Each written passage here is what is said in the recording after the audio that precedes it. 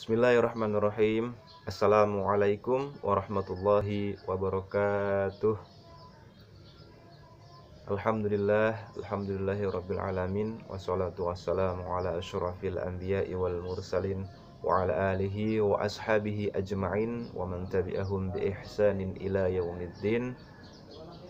Allahumma salli wa sallim wa barik ala sayyidina Muhammad wa ala alihi sayyidina Muhammad. Asyhadu an la ilaha illallah wahdahu la syarika lah wa asyhadu anna Muhammadan abduhu wa rasuluhu la nabiyya wa rasula ba'dah. Rabbi shrah li sadri wa yassir li amri wahlul 'uqdatam min lisani yafqahu qawli. Amin. Ayuhal ikhwah, teman-teman di kitab awal 3D, kaifa halukum? Alhamdulillah, semoga teman-teman semuanya hari ini dalam keadaan sehat walafiat, semuanya dalam keadaan siap untuk belajar, dan kita bersama-sama hari ini untuk halaqah iman.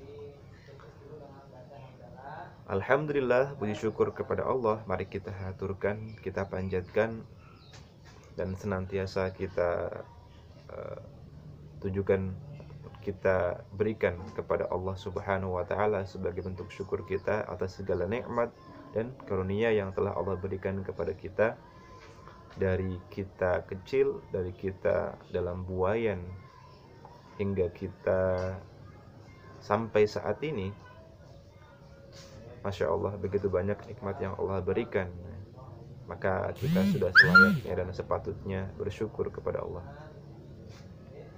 Dan sholawat salam mari kita haturkan kepada suri teladan kita, baginda Rasulullah Muhammad sallallahu alaihi wasallam, manusia yang paling mulia, yang paling baik akhlaknya, yang paling indah tutur katanya, yang kita ikuti, kita jadikan sebagai pembawa risalah dan pembawa petunjuk bagi kita. Beliau baginda Nabi Muhammad sallallahu alaihi wasallam. Mari kita bersolawat teman-teman semuanya. Yuk kita bersolawat untuk Rasulullah ya, bersama-sama. Allahumma sholli ala sayyidina Muhammad wa ala alihi sayyidina Muhammad. Nah, teman-teman yang dimuliakan Allah Subhanahu wa Ta'ala, hari ini kita di hari Kamis tanggal 24 September 2020, kita masih melanjutkan materi yang kemarin dan masih di tema fisik, subtema organ luar. Kita masih membahas tentang wajah. Insyaallah kemarin ya, sedikit mereview tentang materi kemarin, kita membahas tentang wajah ya, wajah dari para penghuni surga, dimana di dalam materi kemarin kita sudah bahas di dalam surat Abasa ayat 38 sampai dengan 39. Wujuhu yawma idzin musfirah dhahikatum mustabsyirah. Pada hari itu ada wajah yang berseri-seri dan tertawa gembira. Masya Allah. Nah, ini adalah wajah-wajah para penghuni surga, di mana mereka semuanya menampakkan kebahagiaan binar-binar dalam wajah mereka. Kemudian mereka juga menampakkan aura-aura keteduhan. Kenapa demikian? Sebab mereka merasakan kebahagiaan atas semua yang dilakukan di dunia, amal soleh mereka, karena mereka melihat tempat kembali yang indah di surga, sehingga mereka menampakkan keceriaan. Dan selain itu juga mereka memiliki ekspresi wajah, yaitu ekspresi wajahnya ada 3.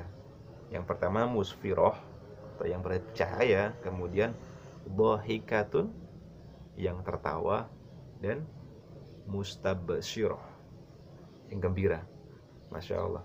Nah, Rasulullah SAW juga nanti akan mengenali umatnya dari mereka yang bercahaya mukanya, wajahnya, kemudian lengannya ya, yang menampakkan sinar ya. Kenapa demikian? Karena itu adalah bekas wudhu ya.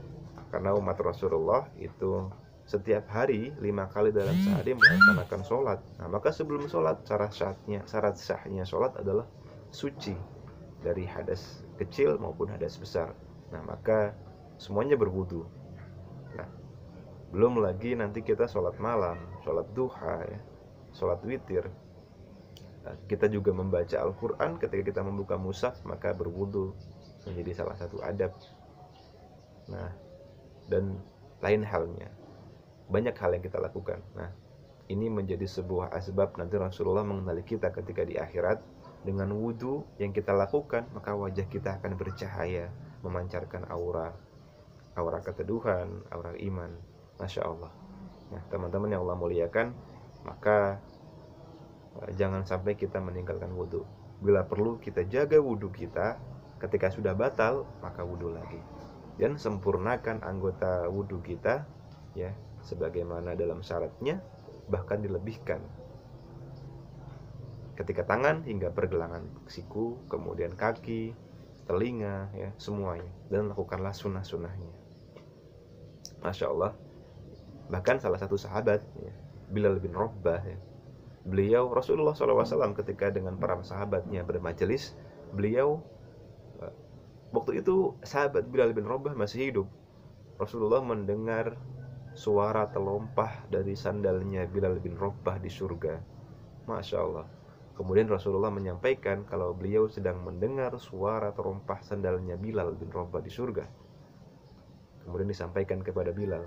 Dan alangkah bahagianya Bilal mendengar hal itu. Nah, ternyata disampaikan kenapa Rasul, padahal Bilalnya masih hidup, tetapi sandalnya sudah terdengar sampai surga. Subhanallah. Itu sebagai kabar, sebagai berita gembira kalau orang-orangnya Allah mendapatkan keistimewaan. Nah, ternyata Bilal bin Rabah ini beliau mendapatkan keutamaan karena beliau tidak pernah batal. Beliau selalu menjaga wudu. Dimanapun ketika batal, beliau wudu lagi. Ketika batal, wudu lagi. Bukan hanya dalam sholat, tetapi dalam keseharian beliau selalu dalam keadaan suci dari hadas. Subhanallah. Begitulah para sahabatnya Rasul. Mereka benar-benar melaksanakan apa yang dicontohkan oleh Rasul, apa yang diajarkan oleh Rasul. Subhanallah. Nah, semoga kita semuanya bisa mengikuti apa yang dilakukan oleh Bilal bin Rabah dengan menjaga wudu kita. Siap? Insya Allah. Nah, teman-teman yang dimuliakan Allah, yang saya cintai karena Allah, hari ini kita melanjutkan pembahasan yang kemarin tentang wajah. Kita bahas tentang wajah di surat Abasa ayat 41 sampai dengan 40 sampai dengan 41. Lanjutan dari yang kemarin. Kemarin kita bahas surat Abasa 38 sampai dengan 39.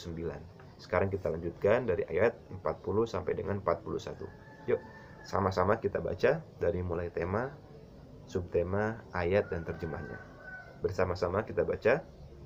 Tema fisik, subtema organ luar, wajah, ada di Quran surat Abasa ayat 40 dan 41. Bunyinya, wujuhu yawma idzin 'alaiha ghabarah. Artinya, dan pada hari itu ada pula wajah-wajah yang tertutup debu. Tarhaquha qatarah. Artinya diliputi oleh kegelapan. Kita ulangi. Tema fisik, subtema organ luar, wajah. Teman-teman ikuti. Ada di Quran surat Abasa ayat 40 dan 41. Bunyinya, wa wujuhu yawma idzin 'alaiha ghabarah tarhaquha qatarah. Artinya, dan pada hari itu ada pula wajah-wajah yang tertutup debu, diliputi oleh kegelapan. Masya Allah. Teman-teman hafalkan ayatnya, diulangi, ya. dari mulai tema, subtema, ayat, dan terjemahnya, dan dihafalkan. Bismillah, kita bahas tentang ayat di surat Abasa ayat 40 sampai 41. Nah, targetan ilmunya ada tentang kita bahas arti kata ghobaroh. Ghobaroh dalam bahasa Arab maknanya adalah ular yang warnanya seperti debu. Dan kata kotaroh, kotaroh artinya dalam bahasa Arab adalah kehidupan yang sempit atau tempat yang tertutup, dan ada juga yang mengatakan tempat yang tersembunyi. Teman-teman yang Allah muliakan, di ayat ini membahas tentang orang-orang yang wajahnya tertutup debu dan suram.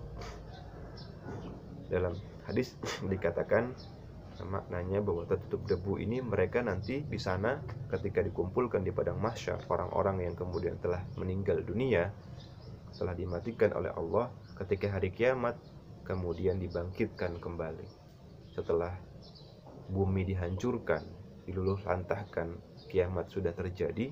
Maka tiupan sangkakala yang kedua membangkitkan semua penghuni kubur, semua yang ada di alam kubur, dari mulai umatnya Nabi Adam sampai umatnya Rasulullah SAW, semuanya dibangkitkan dari alam kubur.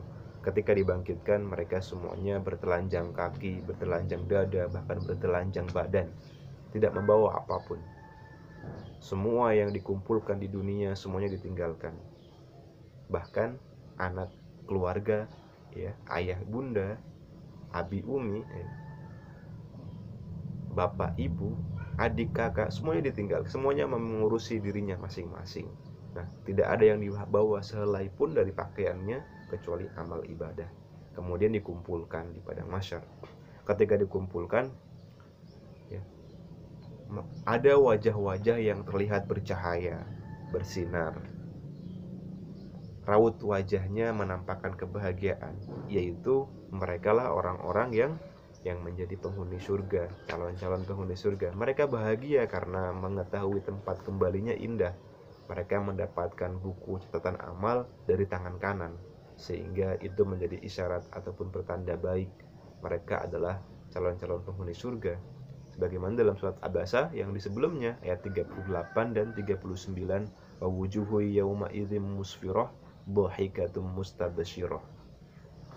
Pada hari itu ada wajah yang berseri-seri dan tertawa gembira. Nah, tetapi selanjutnya di ayat yang hari ini kita bahas, di ayat 40 dan 41, wa wujuhu yawma idzin 'alaiha ghabarah tarhaquha qatarah. Pada hari itu ada pula wajah yang tertutup debu dan suram, diliputi oleh kegelapan. Maknanya bahkan dikatakan dalam hadis bahwa mereka nanti tertutup oleh keringat mereka sendiri. Subhanallah. Nah, jadi teman-teman yang dirahmati Allah, ketika nanti di akhirat, ya, akan ada dua golongan. Yang pertama adalah golongan yang menampakkan aura wajah kebahagiaan, ceria, ya, bahagia, meneduhkan, ya, bahkan ada yang tertawa, yaitu mereka adalah golongan orang-orang ahli surga, orang-orang ahli ibadah. Nah, mereka adalah orang-orang yang ahli ibadah, sehingga ketika di akhirat nanti mereka ditampakkan bahwa ketika hidup di dunia mereka bersusah payah menahan diri, menahan hawa nafsu, ya. Tetapi ketika di akhirat mereka melihat balasan atas segala perbuatannya. Nah, golongan yang kedua adalah golongan orang-orang ahli neraka. Mereka menampakkan aura kecemasan, kegundahan hati, kegusaran, kegelisahan, bahkan ketakutan karena mereka melihat tempat kembali yang buruk, tempat kembali yang menakutkan, yaitu di neraka. Mereka dikumpulkan di padang mahsyar. Ketika mereka diberikan kitab catatan amalnya, ternyata mendapatkan catatan amal dari tangan sebelah kiri, diterima. Kemudian ketika menerima buku catatan amal dari tangan kiri, mereka ketakutan, ngeri, gelisah, bahkan ada yang menangis karena melihat tempat kembali yang buruk. Nah, teman-teman yang Allah muliakan, tangannya ini tergerak oleh sendiri. Ya, nanti ketika di akhirat tangannya akan mengambil dengan sendiri sesuai dengan amal perbuatannya. Masya Allah. Nah, orang-orang kafir mereka menjadi penghuni neraka yang kekal. Jadi semua yang dikerjakan di akhirat, yang dikerjakan di dunia sia-sia, tidak bernilai kecuali amal ibadah, kecuali atas dasar keimanan kepada Allah. Nah, itulah bedanya amal antara orang yang beriman dengan orang kafir. Orang beriman meskipun amal-amal dunia bekerja, ya, atau mungkin yang lainnya belajar, tapi menjadi amal akhirat karena dilandasi dengan niatnya karena Allah, niatnya mencari ridho Allah, maka menjadi amalan akhirat. Tapi orang-orang kafir mereka melakukan amal-amalan dunia tidak bernilai apa-apa. Dan bahkan orang-orang yang non muslim mungkin beragama lain, mereka melakukan amal-amal akhirat, ya, beribadah menurut keyakinan mereka, misalnya orang Nasrani, orang Hindu, orang Buddha, tetapi tidak bernilai apa-apa, tidak bernilai pahala, sebab mereka tidak beriman kepada Allah dan Rasulnya. Nah, maka kita semua yang menjadi orang-orang Islam, orang-orang Muslim yang mendapatkan nikmat iman, maka kita harus syukuri dan kita harus jaga iman kita. Dengan cara apa menjaganya? Dengan cara selalu mendekatkan diri kepada Allah, dengan cara kita belajar, dengan cara kita berdoa. Nah, salah satu syair ya, syair yang sudah cukup masyhur, bahwa salah satu menjaga imannya, atau ada 5. Yang pertama tombo ati, ya, ada 5 perkaranya. Yang pertama baca Quran dan maknanya. Yang kedua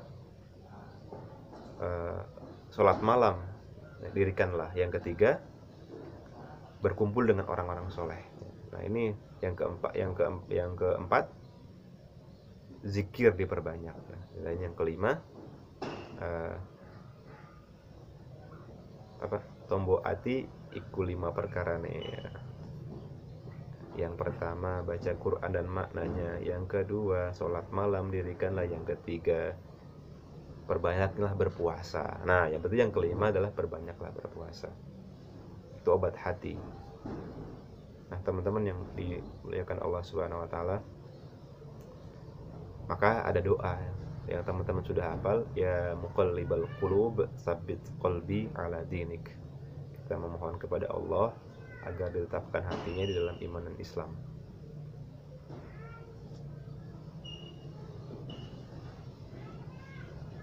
Nah, teman-teman yang dimuliakan Allah, para penghuni neraka ini, ya, mereka fisiknya, ya, ciri-ciri fisiknya, ya, mereka tidak seperti kita. Ketika di dunia berbeda. Ketika di dunia mungkin tinggi badan kita 170, 160, ya, mungkin gigi kita besarnya segini. Normalnya seperti ini ketika orang-orang yang hidup, atau mungkin keturunan Nabi Adam, ya. Nah, tetapi nanti di akhirat, para penghuni neraka mereka tinggi besar badannya, bahkan tingginya, ya, dalam riwayat dikatakan seperti leluhur kita Nabi Adam alaihissalam, tingginya sekitar 70 hasta. Nah, ada juga para penghuni neraka yang gigi geraham besar sebesar gunung Uhud. Masya Allah, gigi gerahamnya sebesar gunung Uhud. Bahkan kulitnya ini tebal sekali. Tebal kulitnya, sampai tebal kulitnya itu setebal 3 hari perjalanan. Subhanallah, seberapa tebalnya 3 hari perjalanan. Dan daun telinganya sampai leher, ya, sini jaraknya sekitar 700 tahun perjalanan. Subhanallah. Ini dalam referensi hadis. Teman-teman bisa lihat dalam model manusia. Artinya fisiknya sangat besar. Nah, kenapa bisa demikian? Sesungguhnya fisiknya dibuat seperti itu supaya Allah lebih mudah dalam menyiksa para penghuni neraka.